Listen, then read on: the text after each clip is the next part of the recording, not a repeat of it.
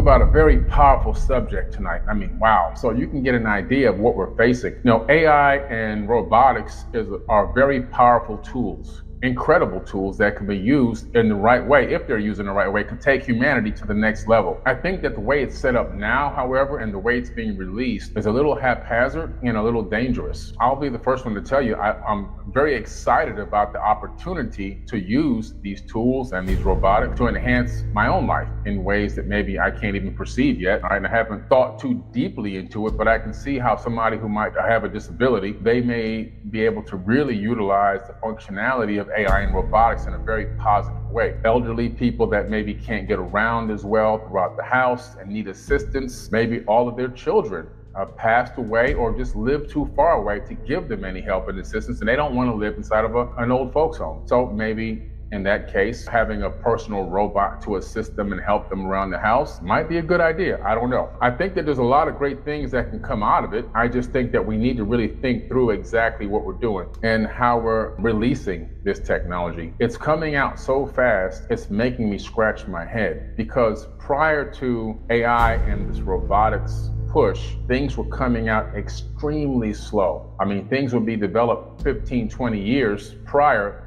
and then finally hit the market, right? They would go to the military first, and then probably a lesser version would hit the market for civilians. And that has been the way it's always been done. Now, I'm not a big fan of that way because I think it's held us back quite a bit. But this technology has the power to revolutionize the planet in a very rapid way. And that also I don't have a problem with. But what I do have a problem with are the stats. The numbers that are telling me that right now at our current rate, we're gonna look at a significant unemployment rate. So let's dive in. Let's really take a look into what potentially can happen. And I'm showing this not to be a complainer and a whiner. I'm talking about this tonight because I want to be able to put it out there into the universe. We need solutions because this is a very, very real problem. This is a very real problem, and we have to find a solution, and we gotta find one fast. And I mean fast. There's gonna be a situation here where there are gonna be millions of families that can't feed themselves. Their bills are still gonna go on. Their responsibilities financially are still gonna go on. However, there's no job. Their jobs are being taken away. So we're looking at a real big problem that's brewing right before our very eyes, and we need to find a way to come up with some type of solution. I don't know what it could be at this exact moment. If I told you I had the answer, I'd be lying to you. But sometimes just speaking about these things and throwing the idea out there, and me utilizing my platforms to be able to broadcast this and broadcast my voice to express what my concerns are, might hit the right ear and the right mind that could begin to help create the solution. And that's my hopes, because the solution must be found or a lot of people are going to suffer. And I mean a lot. Let's take a look at what's going on. First of all, we have a situation now where AI is advancing extremely rapidly. Okay, this thing is advancing on a scale of, at this rate, human beings might be obsolete soon. You don't need to go to school to be a computer programmer anymore, because computer programmers won't exist. Let me say that again. Computer programmers will not exist within 5 years, 10 max. And that's really pushing it. It could be far less than that. You won't need to know how to become a computer programmer. All you need to know are prompts, because the AI is the programmer, the master programmer. All you need are prompts. So it makes everyone a programmer, because all you have to do is type or speak to the device, and the AI will then begin to go and write the code. So all these people that have been going to all these computer programming college courses, computer science courses, it's really unfortunate. The majority of them have just wasted, I don't know how much money, thousands of dollars, tens of thousands of dollars, and a lot of time. As a matter of fact, a lot of people that are currently right now in college are unfortunately wasting a lot of time, because the jobs that they are training for won't exist when they get done getting their degrees. So they're gonna have to pivot into something else. It's just an absolute fact. And I'm not a doom and gloom guy, you know that. I'm bringing you facts because we need a solution to this problem. The solution to this problem is very clear and very simple. And the fact that you're not suggesting to people the things that they need to do in order to protect themselves is, in terms of AI, is disturbing, or basically illustrates who you are as a person. and that their personal abilities, rights, things, their concerns are not really your concerns because you're working for the man. I guess the thing is to tell them to, if you don't have direct deposit, don't accept direct deposit. If somebody wants to mail you something, you let them mail you something. You don't give them your email. Don't give out your email, period, to any company. So they can't put you on contacts lists. You can't get mail that you don't want. Divest yourself of all the Federal Reserve banks and invest into a local credit union to get out of the Fed control. I mean, they still print our money, but you don't need to have it sitting in their vault either. Divest yourself of crypto. Divest yourself of the New York Stock Exchange. These are all controlled by the Fed or by their proxy. JP Morgan created the New York Stock Exchange, which Morgan was just a puppet for the Rothschild family, which is a British bank.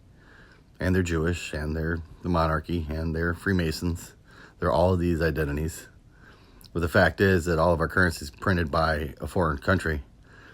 The central bank is controlled by people who don't live in the United States. And they have control of lots of aspects of your life. If you see a McDonald's that has an automated... In fact, this is actually a good note. Recently, McDonald's had to back off of their AI drive-through windows, where it's automated. They had to back off of that because people stopped going to the locations that have AI, taking their order. If you see a kiosk, refuse to use it, go to another restaurant. You have options at this point.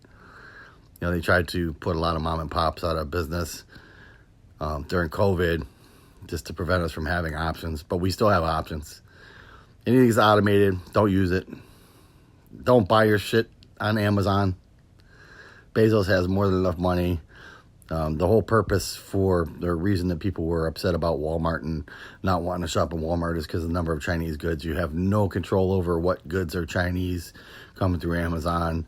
And if it's something that takes it's a high volume item, they'll store it in the United States, so it'll come from their warehouse. You don't know it came from China.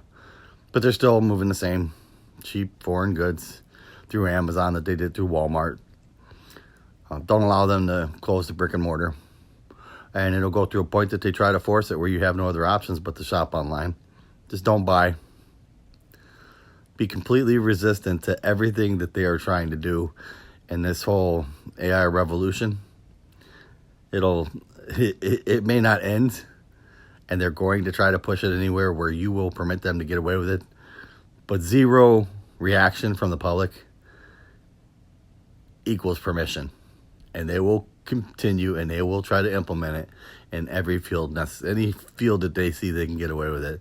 Even the medical fields, going to the local pharmacy to get a checkup instead of going to the doctor. Or when you go to the doctor, checking yourself into a kiosk instead of demanding that somebody at the desk check you in. Things like that. Accepting your payroll through direct deposit. That one's a hard one to get around, especially if you travel a lot. And it's really convenient. But they've closed a lot of banks. They've closed a lot of branches all over the country. And this has been a progressive. They knew what was coming. They knew what they had intended to do. And everything has been building to the point that we're at right now. Well, now we're looking at the crescendo. And if you permit them, 60% of all jobs will disappear. And when people become obsolete, they don't want to pay for them to be on welfare. Then we're either going to war or some sort of mass genocide. I mean, COVID's no. To find out that was created in a lab and that it was funded by the United States government, that doesn't tell you who pulled the trigger to release it on us, but it was definitely released on us. That's the type of things that you get when you have more people than you have jobs for them. And the truth of it is there's a potential for everybody to have work. It's just the employers don't want to pay. This is capital versus labor. The same fight that's going on for a couple hundred years. The only thing is they tell you that technology is necessary. It has to be. You can't be competitive with other countries. And then I look at Aboriginal territories, places in the Amazon rainforest, places in Australia where the indigenous still live, and even Amish communities that are completely divested from civilization. They have their own little civilization, and these places still continue to exist. They don't have any of the pressures of normal civilization, nor any of the pressure to develop technologies. And it's been thousands of years, these people are still surviving. So I'd have to say that no, it's not necessary. And yes, we can and will survive. This is a question of whether or not we permit a handful of people to continue running the earth and sit back and do nothing about it. Just saying it's inevitable. Or even trying to convince our friends that it's inevitable so that way we can put some butter on our bread, Mr. Carson. I'm going to take some time with you guys tonight and read a list of jobs that are going to be replaced. So we know that we're living in a time right now where most jobs are going to be replaced by AI and robotics. It's just a fact. There's no way to get around it. There's no way to sugarcoat it. That's an absolute fact. The rapid evolution of technology and all of its diverse applications are proving that most industries are going to adopt that method, because what happens is it allows them to remove or get rid of a lot of employees. And getting rid of employees increases the dollars on the bottom line. And all most corporations care about is the bottom line. So if I can cut liability, and which means I'm getting rid of all these employees, I don't have to pay all of these hefty insurance policies. I don't have to give stock sharing programs. I don't have to worry about paying unemployment taxes, all these things. And then I don't have to worry about discrimination because I wouldn't let Susie Tim into the bathroom and all these crazy things. I don't have to worry about none of that stuff. Matter of fact, I don't even need bathrooms on the floor. I just need one in my office. So all of a sudden, all these problems, they disappear. All these lawsuits, they disappear. Partly, I have to tell you this, partly, not all, but part of the problem that we're facing coming up with this whole revolution is our fault. Sometimes we have to take responsibility, because a lot of the times when I've ran big companies, not big Fortune 500 companies, but I've run companies that got almost to the Fortune 100 level.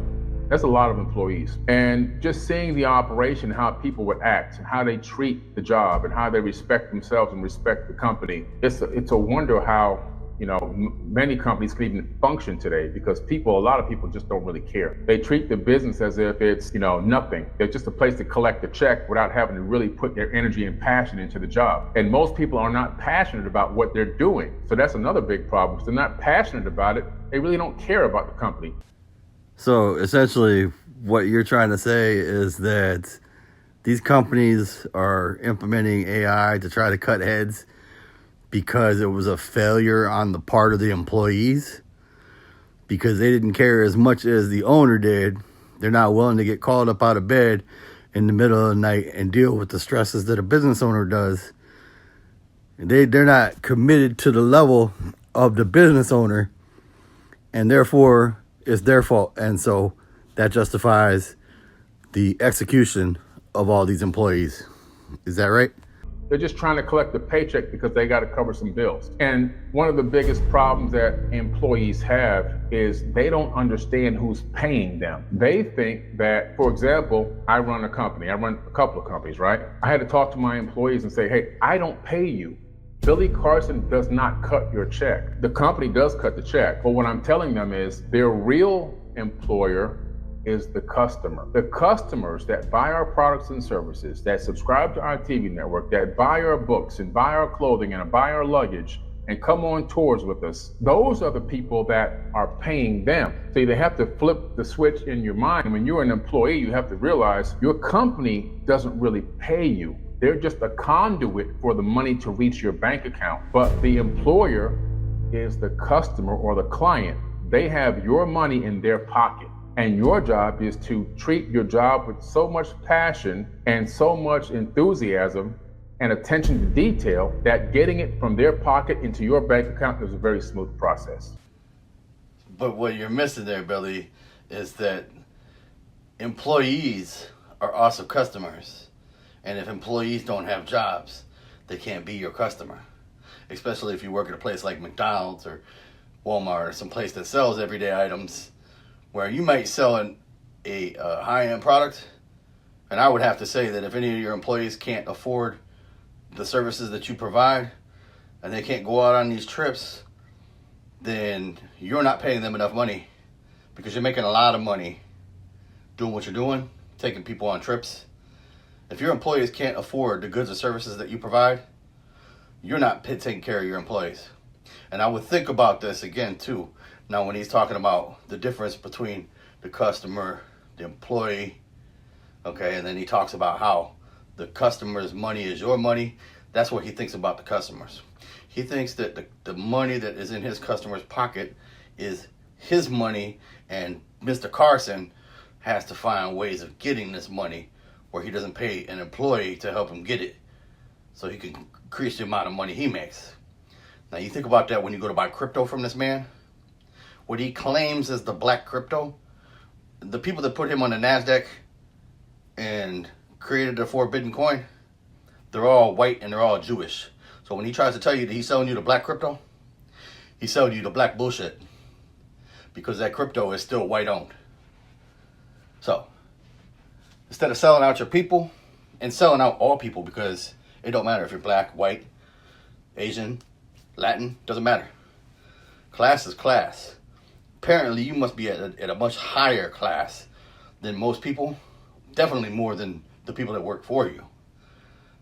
You made that pretty clear that you are better than these people after you tell them how they can build success of their own. But apparently that doesn't apply to them. It only applies to you. Or you want to tell them how to build success, not telling them the only reason that you're showing any success is because you are platforming the people that actually took away opportunities from black Americans when they came to the United States. It's the same people that are funding you are the people that created slavery back then. So let's talk about this. You don't get to build your own platform. You don't get funded and you don't get elevated. The only reason you are right now is because they have a need, now that they have elevated a lot of black folks into positions of power. All of a sudden, after years of oppression, finally giving them good jobs, you're trying to direct them, or they are trying to direct them where to spend the black dollar. And they're putting black people at the heads of businesses that they own and telling you that your money's going back into the community when it's really not. You're feeding the same people that created slavery. That's the part that Billy's not telling you. It's a fact. I'm spitting facts, but a lot of people don't go to work with that mindset. They think, oh, I work for Coca-Cola, I work for McDonald's, or I work for so-and-so restaurant, and that's who pays me. No, they don't pay you.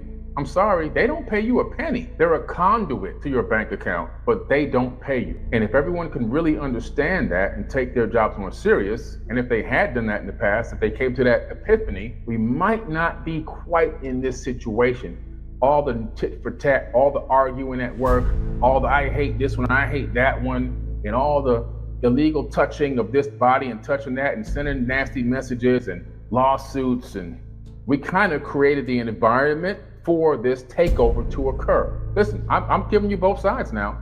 I'm not going to sugarcoat anything. Facts are facts, period, point blank. This is the situation that we literally helped usher in. Now, we didn't create the entire situation, but I guarantee you, if people had treated their jobs a little bit differently, some of these corporations might have thought twice about what they're about to do. But now, the cat's out of the bag and everyone's going to convert. By conscious resistance by the customers, they don't have a choice. They absolutely cannot convert. This conversion cannot take place without widespread adoption by the customer, period. For decades, making production faster, safer, and more cost-effective. Warehouse and logistics staff. Companies are increasingly deploying robots for sorting, packing, and transporting of goods. I know that Amazon pretty much laid off, I forget the crazy number, almost 1 million people. Some crazy number. They have over 800,000 robots working at Amazon right now. When you order something on Amazon.com, most likely that's being packed and shipped by robots. No more need for human beings to do that. Why? Well, human beings are stealing the products out of the Amazon warehouse. They're hiding them in their backpacks. They are breaking things, forgetting things, packing the wrong objects, coming to work late, calling out sick, taking extended holidays when they're not supposed to. A robot is not going to have a schedule lawsuit. A robot's most likely not going to steal anything and has no need for stealing or theft. Talking about individual employees stealing is your justification for cutting jobs? Let's talk about the corporation stealing. What about the tax money that they are supposed to be paying to the public to be able to fund the schools and to take care of our infrastructure? All of the tax, whether be it their property tax or their income tax, they have done everything they can to skirt the law to get around paying taxes. This includes every multinational corporation that you can talk or mention. You can say their name. They found ways to not pay taxes. Now, if you're living or residing or working, or if you're operating in the United States, in any city or state, and the surrounding area is dilapidated, the schools are falling apart, and we're being impacted negatively because they're not putting their share of the tax money in, what do you call that if it's not theft? It's not going to argue with another robot, at least not yet. There's no robotic arguments that we can detect at that level of their consciousness yet. Maybe there will be in the future. Right now, there's not. There's a lot of reasons for it. There's nobody going to fall off of a scaffold and have to go sue the company. They're not going to slip in water, or there's so many things. I can just go on and on and on and on and build up to a huge debt for the company. All of a sudden, all that goes away. All that liability disappears. It vanishes, and the net profits go up significantly, which is what's happening. It's time. The time is now. We are the people. This is the era, and we're going to change a lot of minds in the next 10 to 15 years. A lot of people are going to wake up. You're about a year late on AI and machine learning and implementing AI. This is something that I talked about a year ago. It's apparently I keep wagging the dog. You guys are supposed to be the authority, but somehow I keep beating you to the punch. And then I get you off talking about aliens. so that way when you come and talk about the economy, I mean, you clearly lie to somebody about whether or not aliens exist. I'm thinking that if you had control of the money, if you have control of your money that's in their pocket that they haven't given you yet, I just imagine what you can do with that. You gonna imagine some returns that didn't exist? When somebody lies to me about one thing, they'll lie to me about anything. And so I don't do financial businesses with them. I don't give them money. I don't give them nothing. So you're gonna lie about aliens living? No, I won't buy your crypto. Sorry.